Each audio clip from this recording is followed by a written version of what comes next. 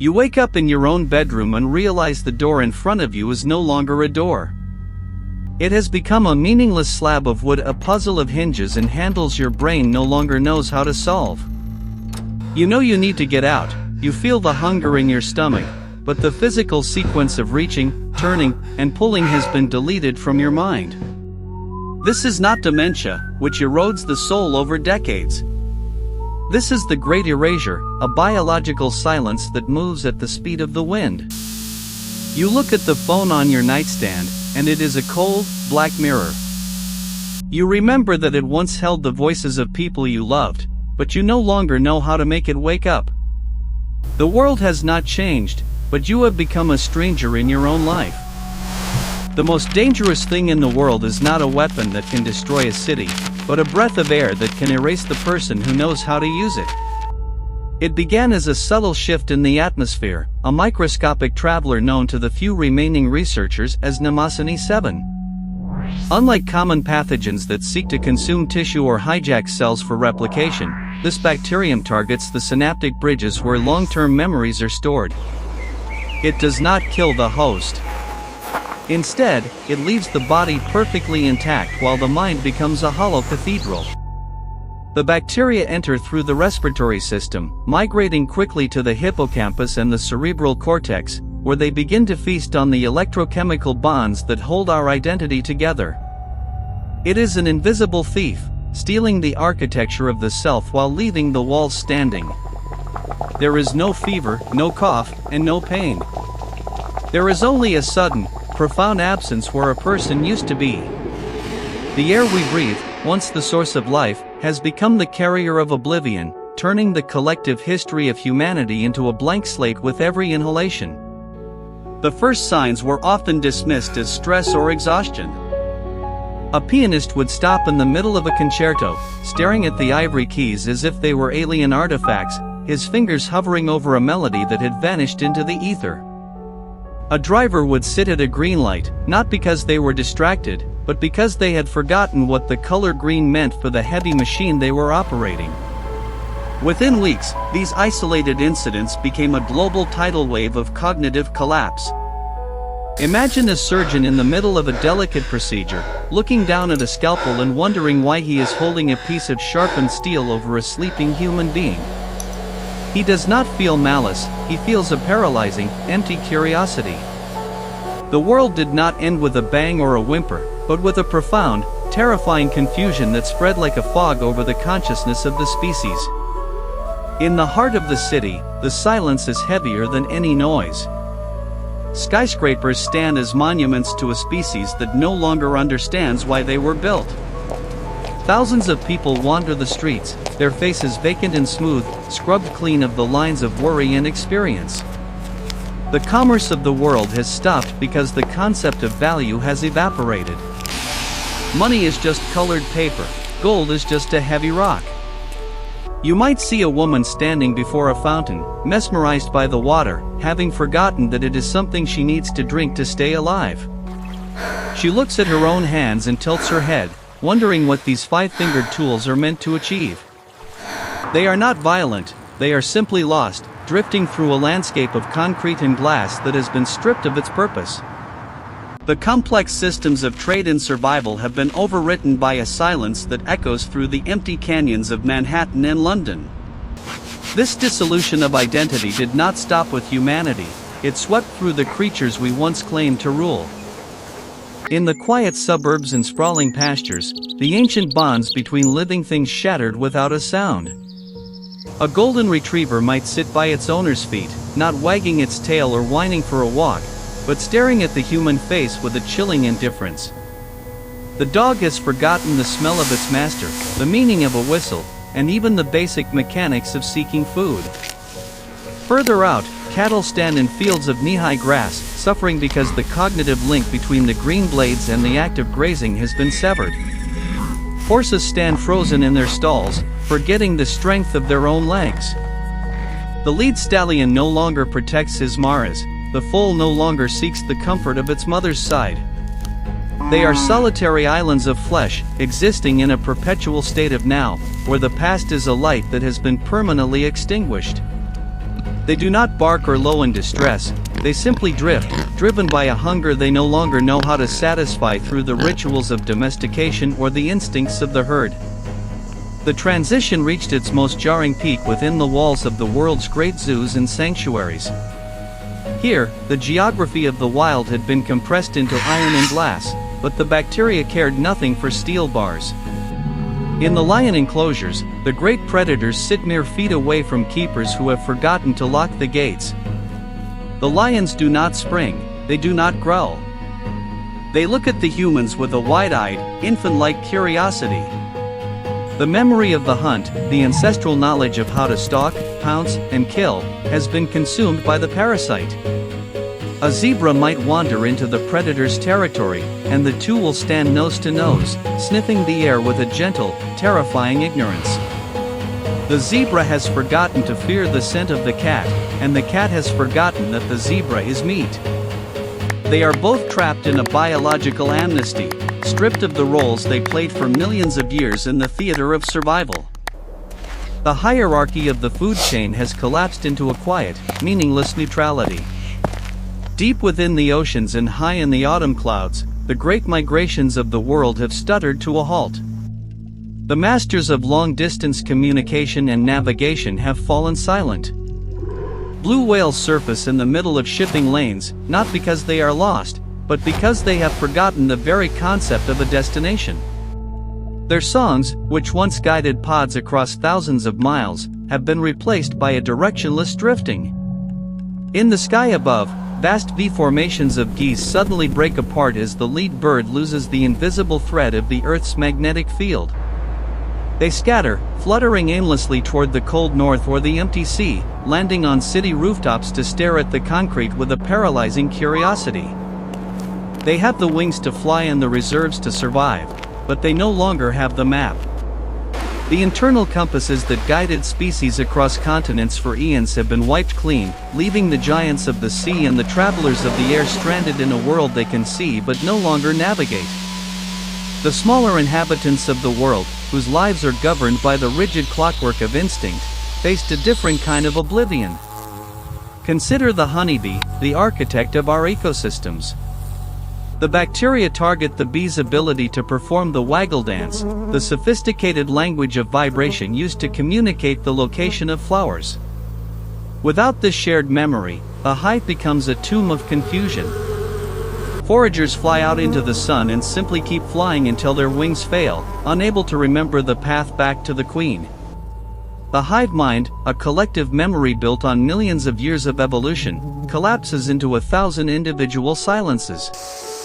The flowers remain unpollinated, and the fruit withers on the vine, not because of a lack of life, but because of a lack of direction. The sky is full of insects that have forgotten their purpose, drifting like dust in the afternoon light, unaware that their failure to remember is the herald of a silent spring. This biological phenomenon does not discriminate based on wealth, power, or intelligence. The leader of a nation sits in an office, surrounded by phones and screens, unable to remember the language required to ask for help. It is a democratization of nothingness. The social structures we spent thousands of years constructing, laws, economies, religions, have vanished because the collective memory required to sustain them has been consumed. In high-security bunkers, individuals sit before glowing maps, unable to remember what the borders represent or why they once felt the need to defend them. The machinery of war remains in silence because the codes to activate it have been eaten by a bacterium that knows nothing of politics. The architecture of peace has become equally irrelevant, rendered obsolete by the simple inability to remember why it was ever necessary. Language, the bridge between minds, was the first major casualty of the Great Erasure. Language is a complex web of shared memories, a consensus that certain sounds represent specific objects or feelings. When the bacteria sever those links, words become empty noise. People still have voices, but they use them to make melodic, rhythmic sounds that convey no data. They look at the labels on cans of food and see only meaningless symbols, the legacy of a literate world that has been overwritten. In the great libraries, the accumulated wisdom of the ages sits in total darkness. The books are no longer vessels of knowledge, they are merely objects to be moved or used for warmth. The history of human thought, from the earliest epics to the theories of modern physics, has been reduced to ink on paper, unreadable to a species that has forgotten how to decode its own brilliance. The tragedy of the memory parasite is that it leaves the physical senses sharp, creating a phenomenon known as the last flicker. The body remembers what the mind has lost. A woman might sit across from her husband of 40 years, feeling a strange, phantom warmth in his presence, but she cannot recall his name or the life they built together. They are ghosts sharing a house they no longer know how to call home. A mother might reach out to cradle a child, her arms moving with an instinctive grace, even though she no longer understands the concept of mother or son. She feels the heat of the child's skin and a dull ache, a residual echo of a connection that has been stripped of its context. These emotional associations are the last flickers of light in a darkening room, lingering long after the names, dates, and faces have been erased by the microscopic tide. As the mind fails, the infrastructure of modern civilization follows suit. Power grids flicker and die because the people in the control rooms have forgotten the sequence of the switches. Water stops flowing because the mechanics are no longer understood. The world grows dark, not because the fuel is gone, but because the memory of how to use it has been stolen. The cities become concrete labyrinths where the inhabitants wander in search of basic needs, guided only by the most primal, flickering shadows of instinct. In the great museums, people wander past famous paintings, seeing only colored canvas. A priceless vase is used to catch rainwater because its historical value has been erased along with the memory of the culture that created it. The physical world remains, but its meaning has been drained away, leaving behind a hollow shell of a civilization that no longer knows it exists. There were those who tried to fight the tide through desperate acts of preservation. Some attempted to tattoo instructions on their skin, simple diagrams of how to start a fire, how to purify water, or the names of their loved ones. But even these efforts were often in vain. To read a diagram, one must remember the concept of representation. To recognize a name, one must remember the concept of identity. Many were found staring at the ink on their arms with the same blank curiosity they showed toward the stars, unable to bridge the gap between the symbol and the self. The tattoos became nothing more than strange, jagged patterns on the skin of a person who had forgotten why they had been marked. The desperate attempt to anchor the self to the body failed because the anchor required a mind to hold the rope. The bacteria seem to follow a specific pattern of consumption, starting with the most recent and complex memories before moving into the core of the brain. This means that the skills we learned most recently are the first to go. Higher mathematics, professional expertise, and technological literacy vanish in the first few days. Language and social norms follow. What remains the longest are the deep-seated emotional associations, the scent of rain, the feeling of a hand, the inexplicable comfort of a certain song. In some cities, you might find groups of people gathered around a piano, one person playing a single, haunting chord over and over because it is the only thing their hands remember how to do. It is a slow descent from the height of human achievement back into a primal silence, a journey taken in reverse through the history of our own development.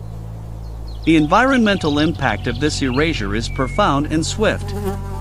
Without the memory of industry, the air begins to clear in a way it hasn't in centuries. Nature begins to reclaim the streets with a relentless, quiet speed. Vines climb the sides of silent hospitals, grass pushes through the cracks in the highways. The planet is healing, but there is no one left to witness it with an understanding of history. To the new residents of Earth, the world has always been this way. They have no concept of before, no understanding of the concrete and steel skeletons that dominate their horizon. They live in a world of constant discovery, where every sunrise is the first sunrise. The struggle between man and nature has ended not with a victory, but with a total, mutual forgetting. The most haunting aspect of the Mnemosyne-7 infection is the lack of suffering in its final stages. Once the memory of the self is gone, the anxiety of loss disappears with it. Those who have been completely erased exist in a state of profound, empty peace. They do not mourn their lost careers, their forgotten loves, or their vanished legacies. They simply are. They exist in a state of pure being, unburdened by the weight of the past or the fear of the future. It is a return to a state of nature so absolute that it feels like a reversal of evolution itself.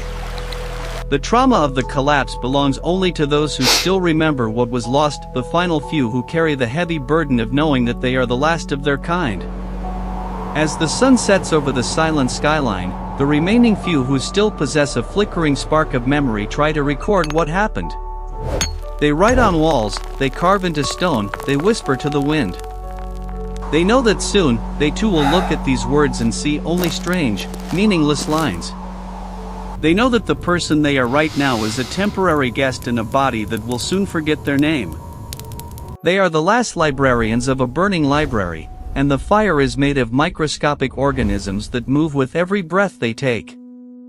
How do you describe the disappearance of the concept of you? How do you explain to a future that cannot read that once we reached for the stars and actually touched them? The future of the species is a mystery.